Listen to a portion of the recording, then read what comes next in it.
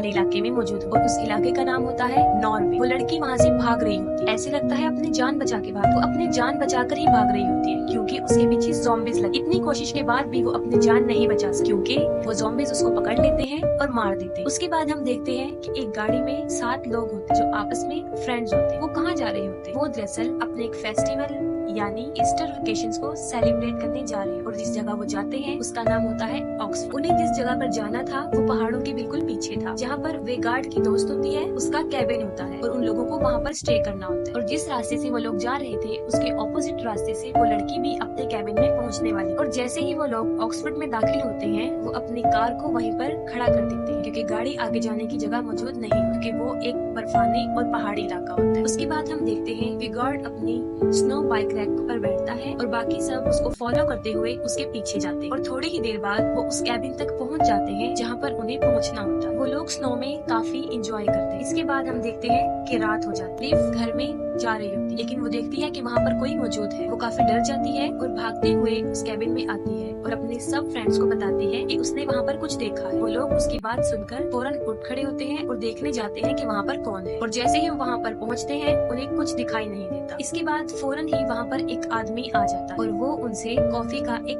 Cup मांगता है। Coffee मांगने के बाद बड़ी अजीब हरकत करता है और वो क्या है, वो ये थी कि वो कॉफी की बजाय उनकी बेल्स उठाकर पी जाता है। वो बिल्कुल ऐसे ही ट्रीट कर रहा था कि जैसे वो उसका घर है और वो लोग उसे काफी अरसे से जानते हैं। इसके बाद वो आदमी उस जगह के डार्क पास्ट के बारे में बताना शुरू करता है। वो बताता है कि जब सेकेंड वर्ल्ड वॉर पेश आई थी तो कुछ नॉजिस ने उस जगह पर कब्जा कर लिया था। उस वक्त उस जगह का जो इंचार्ज था वो था कर्नल एंजो। तो नॉजिस लोगों ने 3 साल तक वहाँ पर मौजूद आम लोगों का जीना काफी मुश्किल किया लेकिन उसके बाद उन्हें अपनी शिकस्त दिखाई देने लगी और जब उन्हें महसूस हुआ कि वो लोग हार जाएंगे तो वो लोग वहाँ से भाग गए और वहाँ के लोगों पर उन्होंने काफी मुश्किल हालात पैदा और वो लोग काफी गुस्से में थे। उन लोगों ने उनको पकड़कर मार डाला और उनके जो सोल्जर्स थे वो भी वहाँ पर भाग गए और इसके बाद उनका कैप्टन था वो भी वहाँ से भाग निकला था लेकिन वहाँ पर इतनी सर्दी थी कि वो उस सर्दी की वजह से मर गया। वो कहता है कि मुझे यकीन है कि आज भी इस जगह पर बहुत सी एवल पावर्स मौजूद और मैं चाहता हूँ कि वो कभी भी ना जागे। इस बात पर उन 7 में से मौजूद रॉय जो होता है वो उस आदमी पर हंसता है और उसका मजाक बनाना शुरू करता है। वो कहता है कि हम इन बातों को नहीं मानते क्योंकि हम मेडिकल स्टूडेंट्स। और साथ में वो ये भी कहता है कि हम नहीं जानते कि इन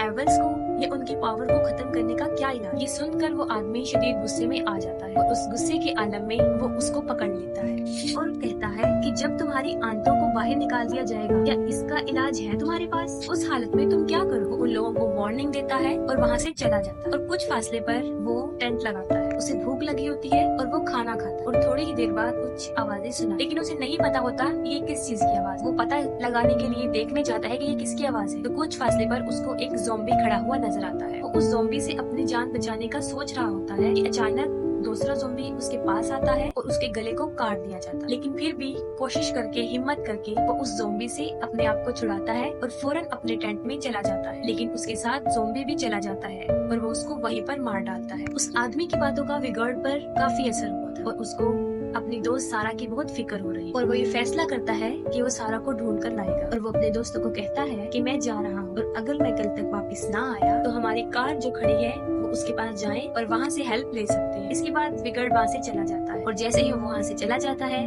वो सब लोग फिर अपनी इंजॉयमेंट में लग जाते हैं क्योंकि कोई भी उस आदमी की बात को सीरियस नहीं ले रहा था। और दूसरी तरफ विगार्ड सारा को ढूंढ रहा होता है और ढूंढते ढूंढते वो उसी आदमी के टेंट के पास पहुंच जाता है। वो वहाँ पर रुकता है, उसके टेंट के अंदर जाता है और देखता है कि वही आदमी वहाँ पर मरा हुआ है, इसको बहुत बेरहमी से मारा गया और साथ ही उसको वहाँ पर फूड स्ट्रक्चर मिलते, पाँव के निशान जिसके अंदर काफी खून पड़ा होता है। वो कहाँ जा रहे थे उसे नहीं पता था लेकिन वो पाँव के निशान काफी ज्यादा थे इसीलिए वो उनका पीछा करता हुआ चला जाता है। उसका पाँव एक गड्ढे में फंस जाता है और वो वहाँ पर गिर जाता है और साथ ही दूसरी तरफ सब लोग कैबिन में मौजूद होते और अचानक उनकी नजर एक बॉक्स पर पड़ती। वो लोग उस बॉक्स को खोलते हैं और खोलते ही वो सब काफी हैरान हो जाते हैं। उस बॉक्स में क्या था? वो पूरा गोल्ड से भरा हुआ था। वो सोना वहाँ पर कहाँ से आया था? उनके जहन में फौरन वही बात आई थी नॉजिस वाली। ये वही सोना था जो वो नॉजिस चोरी करके भाग रहे थे। लेकिन इस पर मार्टिन कहता है कि नहीं, तुम गलत सोच रहे। की बात आयरलैंड घर में दाखिल होता है और उसके पीछे क्रिस्बी भी उसके साथ चली जाती। उसके बाद आयरलैंड तो वापस आ जाता है लेकिन क्रिस्ट वापस नहीं आती। वो कहाँ गई होती है? क्योंकि वो अभी तक आउट हाउस में ही थी। वो वहाँ पर इसलिए होती है कि उसे महसूस हो रहा होता है कि शायद आयरलैंड उसके साथ कोई मजाक कर रहा होता है कि उसे ऐसा महसूस होता है कि उसे बाहर से कोई देख रहा है। अभी वो ये सोच ही रही होती है कि अचानक से एक ज़ॉम्बी उस पर अटैक कर देता है। वो काफी चीखती चिल्लाती है और अपने केबिन की तरफ भागती है और जो लोग केबिन में मौजूद होते हैं उन्होंने काफी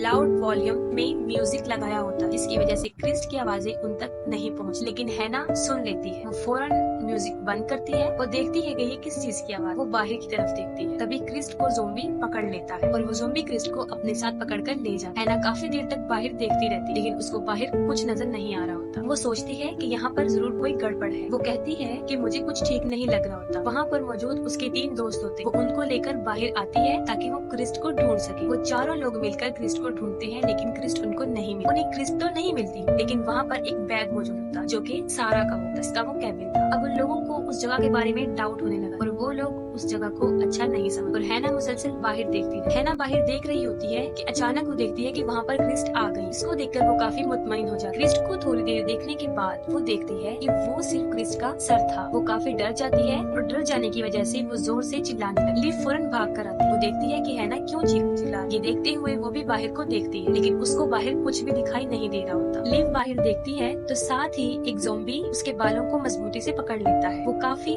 चीखती चिल्लाती है। सब लोग उसकी मदद के लिए आते हैं और बड़ी मुश्किल से वो ज़ॉम्बी से उसके बालों को छुड़ाते हैं और फौरन दरवाजे को बंद करते हैं। वो ज़ॉम्बीज इतने ताकतवर थे और इतने ज्यादा थे तादाद में कि वो चारों तरफ से अंदर आने की कोशिश कर रहे थे। देखते हुए हैना एक ज़ॉम्बी का हाथ काट देती है। इसी वक्त उनको पता चलता है ये 9 ज़ॉम्बीज हैं। अर्लेंड काफी डर जाता है और वो सब लोगों को कहता है कि वो सब अपना ख्याल रखें, कि कहीं कोई ज़ॉम्बी उनको नुकसान ना पहुंचा। वो उन लोगों को मूवी का कोई ट्रिक बता रहा होता है जिससे उनकी जान बच सकती है। ठीक उसी वक्त एक ज़ॉम्बी आता है और उसके सर को पकड़ लेता है और 2 टुकड़ों में तकसीम कर देता है। और दूसरी तरफ हमें दिखाया जाता है कि विगार्ड जो कि गिर गया था बेहोशी के आलम में, अब उसे होश आ गया था और वो देखता है कि वो तो एक केव में फंसा हुआ है। वो वहाँ से एक लकड़ी उठाता है, उसको आग जलाता है ताकि रोशनी हो सके। वो दोबारा अंदर जाकर देखता है कि वो क्या है। तब उसे पता चलता है कि वो एक खुफिया रास्ता है और वहाँ पर काफी चीजें मौजूद होती है, जैसे कि वहाँ पर उसको हथियार मिलते हैं जो कि जर्मन के, और उसके साथ काफी हेलमेट्स भी होते हैं। वो हेलमेट्स को देख रहा होता है कि वो देखता है कि उन हेलमेट्स के साथ सारा का सर भी पड़ा हुआ है वहाँ पर, जिससे ये जाहिर होता है कि सारा मर चुका। ये सब देखने के बाद वो उस टनल से बाहर आता है और जैसे ही वो बाहर आता है एक ज़ॉम्बी उसको पकड़ लेता है, लेकिन वो फिर भी ज़ॉम्बी से मुकाबला करता है और अपनी जान बचाने की कोशिश करता है। लेकिन ठीक उसी वक्त एक और ज़ॉम्बी जो कि जमीन में से निकल रहा होता है और दूसरी तरफ बाकी लोग जो कि कैबिन में मौजूद होते हैं वो एक प्लान बना रहे हैं। वो कहते हैं कि 2 लोग जो ज़ॉम्बी को बातों में लगाएं, मतलब उनका ध्यान इधर उधर बटाएं, और बाकी 2 लोग जो कि वहाँ पर गाड़ी से मदद लेकर आए। इसके बाद हम देखते हैं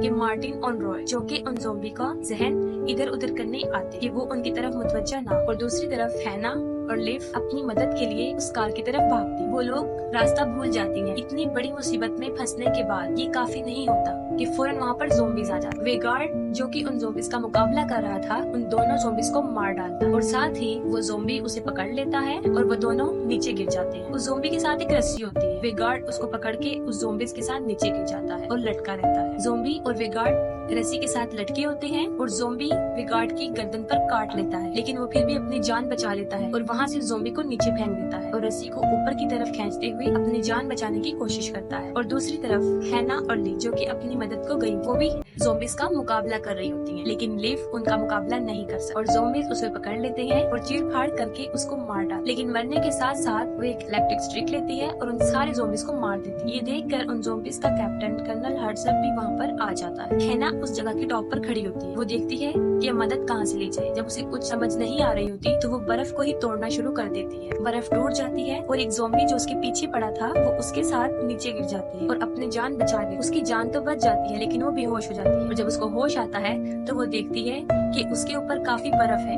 यानी वो बर्फ के नीचे दबी हुई है। वो अपने इर्द गिर्द देखती है तो वो देखती है कि एक ज़ॉम्बी भी है जो उसके साथ वहाँ पर दबा हुआ था, लेकिन वो जिंदा था। वो बगैर वक्त जाया किए उसको मार डालती है और वहाँ पर वेगार्ड जिसकी गर्दन काफी जख्मी थी वो खुद ही अपनी गर्दन को टांगों से जोड़ देता है। उसके बाद वो अपनी पिस्टल लेता है और अपनी स्नो बाइक पर लगाता है और उन ज़ॉम्बीज को मारने के लिए निकल जाता है। और मार्टिन और रॉय जो छुपे होते हैं वो उन ज़ॉम्बीज का जहन बटाने के लिए वहाँ पर छुपे होते हैं ताकि वो चुपके से उनको मार डाले। डाले। रॉय एक ब्लास्ट को बाहर फेंकने की कोशिश करता है, लेकिन वो उनके कैबिन में ही फूट जाता है और कैबिन में आग लग जाती है। उस आग से बचने के लिए वो दोनों वहाँ से भाग जाते हैं और उसके बाद वो एक शेड में जाते हैं। वो शेड में क्या देखते हैं कि वहाँ पर बहुत सारे औजार पड़े हुए। वो डिसाइड करते हैं कि वो ये हथियार उठा लेंगे और इनके जरिए इन ज़ॉम्बीज़ का मुकाबला करेंगे। वो जैसे ही बाहर निकलते हैं, वहाँ पर ज़ॉम्बीज़ की एक फौज आ जाती है। वो उन हथियारों की मदद से उन ज़ॉम्बीज़ को एक एक करके मारते हैं। जैसे ही ज़ॉम्बीज़ मरते जाते हैं, एक के बाद एक ज़ॉम्बीज़ आता जाता है और काफी सारे ज़ॉम्बीज़ उनके सामने आ जाते हैं। ठीक उसी वक्त पर